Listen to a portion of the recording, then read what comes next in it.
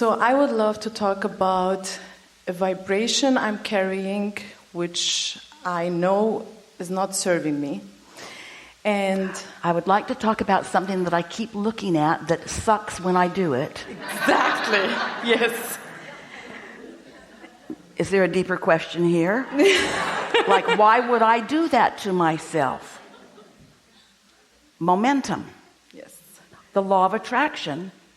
The law of attraction is your friend as you move toward allowing, but you think it is your enemy as you will move toward resistance. So it's not friend or enemy. It just is responding to what you've got going on vibrationally. But what is really friendly is your inner being who's focused with you and feeling great all the time, which is why, it's the only reason why you can feel the diminishment of that. If you didn't have that to measure what you're doing against, you would have no emotion and you would have no pre-indication of where you're headed. Did you get that? Yes. So I am maintaining my vibration most of the time, and the thing I want to talk about is the part in me which whenever... The thing that we really want you to understand is that focus is what is causing all of this. So, Abraham, every now and again, I focus on something that feels terrible and really pinches me off from all that is good and good feeling and wonderful. But I would like to talk with you about it right now and focus there right now on this debilitating, gut-wrenching, keeping me from everything I want subject. Would you be willing to play with me, Abraham? I want you to help me clear it up.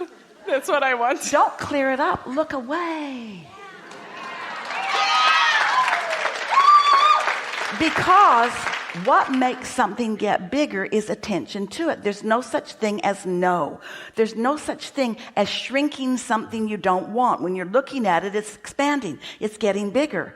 Momentum is causing whatever direction you are looking to get bigger. As you zoom in, it gets bigger. It fleshes in with details. Yeah. That's hard to hear, isn't it? Because you've been raised, most all of you, in an environment that says, find out what's wrong, focus on it, isolate it, define it, and here's the only reason that we go along with that just a little bit. If you don't know what you don't want, you don't know what you do want. But all the way along your life, that's been pestering you and hurting you and frustrating you, you've been putting something else in the room, something else in the room, something else in the room. So it has served you. Because your desires have become greater and greater and clearer because of it.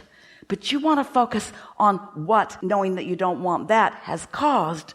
Talk about that. Just decide which end of the stick you would like to make bigger. The what I want end of the stick or the what I don't want end of the stick? That's a really good question. Which end of the stick would you like all that is to focus with you upon? This is not a hard question. But you are stubborn. You know why you're stubborn? The law of attraction has made you stubborn. Because when you've looked where you really didn't want to be and it got bigger and you said, I knew it would get bigger. I should have done something about that. I should have stopped it from getting bigger. So I'm going to look at it some more and stop it from getting bigger. No, you're going to look at it some more and make it get bigger. The more you discuss it, the more conversations you have with others about it, the more time you spend working on it, the bigger it gets, because that's how the law of attraction works. It's confounding and spectacular all at the same time. Hard not to talk about what you don't want, isn't it? Mm-hmm. You know why? We can cut right to this. It's not just you, it's almost everybody. You want to validate where you stand. You don't want to say, I made a mistake or I shouldn't be here. So you want to validate where you stand by pointing out how you got there and how much you don't want it. You want to make that clear to all of the universe. Well, you're making it clear to all of the universe because it gets bigger every time you think about it. But you want to validate it. And why do you want to validate it? Because you're calibrating to the eyes that you think, the human eyes that are on you. You calibrate to them and you compare. It's all right. Everybody does it. It's part of the process of knowing what you don't want and knowing what you do want. But when you decide that you want to feel good, that's the same thing as saying, I want to calibrate to who I really am. And when you say, I want to calibrate to my inner being and how my inner being feels, then you're saying, I want to calibrate to what I want rather than the absence of it. And when you get that turned around, it's not just words. Sometimes it takes a while until you really feel it. You said earlier, we were really on a roll, really good words flowing through Esther's vessel. And you said, you were talking about your own life experience. You said, it's such a relief. Well, when you feel relief, you're still pretty much in the vicinity of unwanted. You've just turned. And so you feel a little relief because you're no longer moving that way. And the minute that you turn on this continuum and begin moving the other way, satisfaction takes the place. But the initial feelings are relief because you've stopped the momentum toward the unwanted. But then you want to be clear about what you're doing.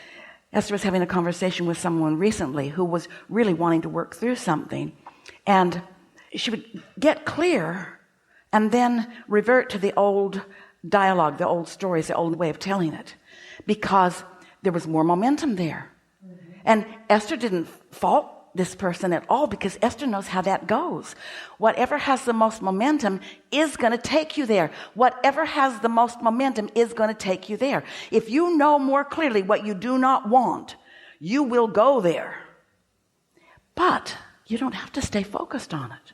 If you find yourself feeling terrible and you know enough that you're not going to turn it around because the momentum is strong, find some way, somehow to take a break from it. Change the subject any way you can. Change the subject any way you can. Because if you don't change the subject and the momentum is going the way it's going, you're going to go further and further, deeper and deeper into what you do not want.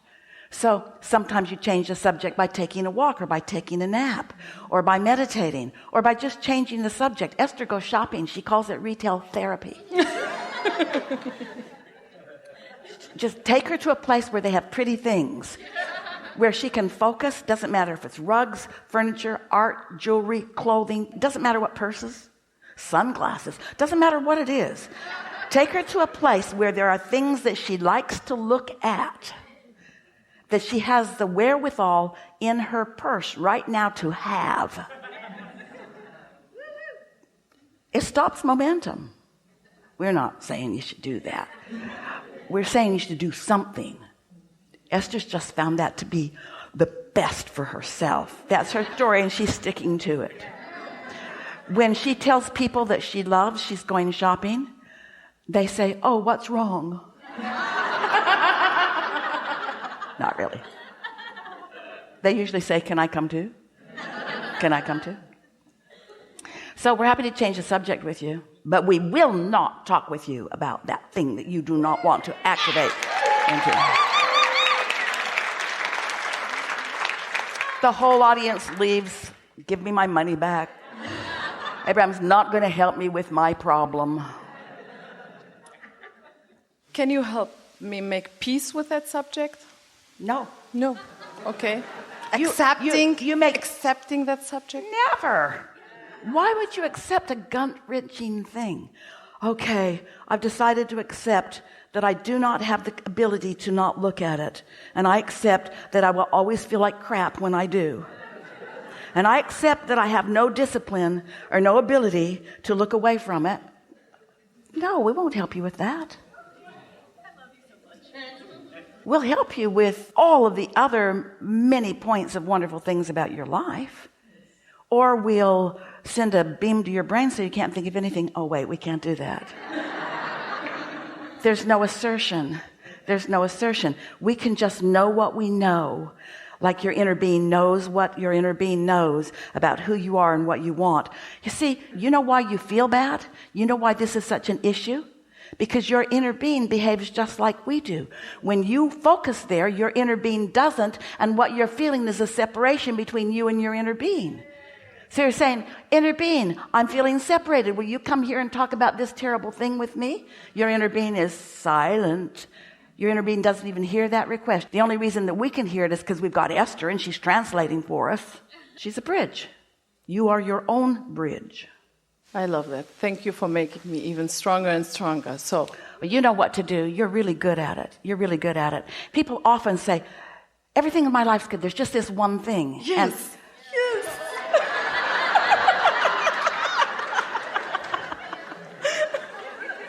Well, if you want to make that one thing 2 and 3 and 4 and 5 and 6 and 10 and 20 and 30, then get that momentum going. No. So what you want to say is, there's just this one thing that I don't ever need to think about again.